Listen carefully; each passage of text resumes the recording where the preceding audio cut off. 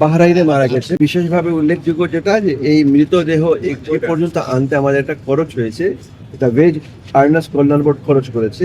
এই টাকার পরিমাণ হচ্ছে 4,25,000 টাকা। এটা খরচ হয়েছে ওনার ডেড বডিটা আনতে। আর আমরা এখন ওনাকে দেব আপনার পরিবহন এবং দাফন এই বাবদ একটা খরচ দিব 35,000 টাকা। 35,000 টাকা এবং পরবর্তীতে মৃতের পরিবারকে আর্থিক অনুদান বাবদ আরো 3 লক্ষ টাকা প্রদান করা হবে। এই 3 লক্ষ টাকাটা পরে দেওয়া হবে। এখন আমরা 35,000 টাকা চেক হস্তান্তর করব। আর 3 লক্ষ টাকা যেটা সেটা হলো প্রত্যয়ন নেওয়া সাপেক্ষে, অর্থাৎ সাকসেশন সার্টিফিকেট প্রাপ্তি সাপেক্ষে, প্রত্যয়ন সাপেক্ষে পরবর্তীতে এই 3 লক্ষ টাকা প্রদান করা হবে।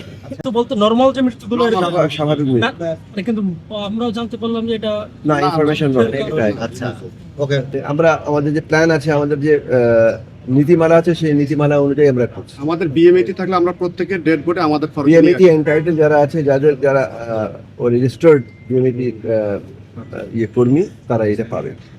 শুরুতে জানানো হয় যে এখন আসলে ইয়েতে ফাইনাল হয়েছে, অসুস্থ হয়েছেন, পরে মেডিকেল লইয়া গেছেন তারা। এরপরে এখন জানা গেছে যে স্বাভাবিক ওনার বাচ্চা কাচ্চা কয়জন, ছেলে মেয়ে? মেয়ে একজন, ছেলে বাড়ির মেয়ে একজন, ছেলে দুইজন। তারা কি দেশেই থাকে? হ্যাঁ, দেশেই থাকে।